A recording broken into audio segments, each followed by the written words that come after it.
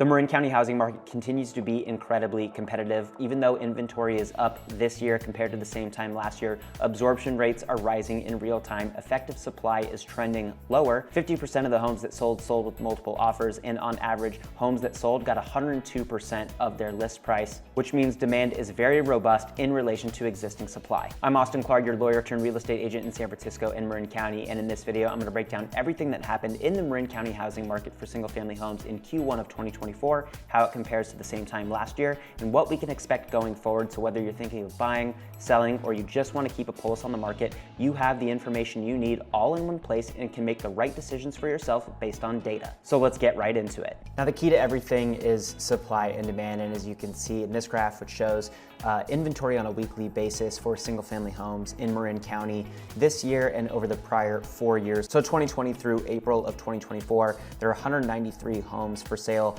in Marin County at the end of Q1 compared to 157 homes same time last year. And this is the largest number of homes that we've seen on the market in Marin County in the past 4 years. So, in theory, this is great for buyers in the sense that there is more optionality, but the amount of homes on the market, the actual supply, doesn't really tell the whole story about what's going on in the market. You need to look at both supply and demand and how that demand relates to supply in order to really understand what's happening. So let's take a look at demand. Now, when you look at the demand side of the equation in Marin County, you can see that demand in relation to supply is still relatively strong, which means you should still expect upward pressure on home prices. We're not seeing a crash in real time, and you shouldn't expect to see any crash or real downward momentum on home prices anytime soon. So let's dive into the data that actually shows where demand is. And starting off with the months of inventory or monthly supply based on pending sales, effectively,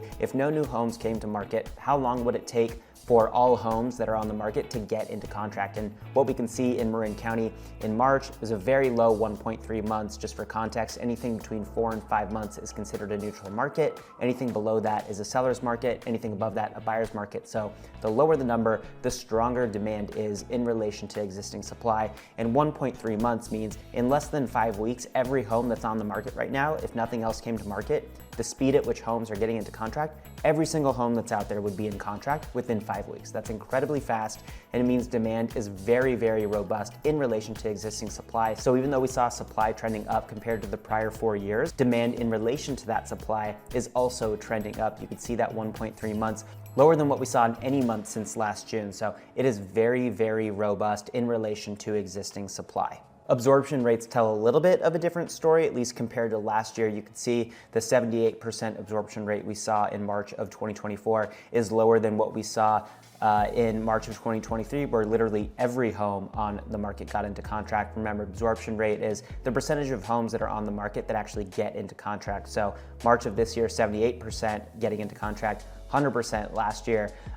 So lower when you compare it to the same time last year, but if you look at what's happened in the prior months, you can see that it's actually higher than it was last month. So while it is lower on a year-over-year basis, it is higher, in real time. It is rising in real time. So the absorption rate data combined with the monthly supply data seems to indicate that demand is rising in relation to existing supply, not falling. And you can see that stronger demand play out with days on market and prices. Days on market in March of 2024 was just 27 days, down from 50 days the month prior, and that's lower than what we saw March of last year. And you can see that homes on average were selling for 102% of their list price, higher than what we saw last month and higher than what we saw at the same time last year. So that more robust demand that we're seeing in relation to supply is not only causing homes to sell faster, it's causing them to sell for a greater percentage of list price. And we've also seen home prices rise over that time period as well. Average home prices, Q1 of 2024 compared to Q1 of 2023, were up a little bit over 1%. And if you look at median prices, up about 6.3%. So prices not only rising in real time, they're also rising compared to the same time last year. And that's all a function of where demand sits in relation to supply. And another good indicator of demand is what percentage of homes are actually taking price cuts before they're getting into contract. And as you can see, this graph representing price cuts for single-family homes in Marin County on a weekly basis, the black line representing 2024, it's lower than what we were seeing in 2023, higher than what we were seeing, at the peak of the pandemic in 2021 and early 2022. 2022, but the number of homes or the percentage of homes taking price cuts is less than what we saw last year, meaning that at today's prices and at today's interest rates, which we know are a little bit higher than what we saw the same time last year, there seems to be more demand for homes, so less homes are needing to take a price cut in order to get into contract. So just another way to look at the supply-demand dynamic at current price points and interest rates. So bottom line, while there are more homes on the market today than we've seen over the past several years,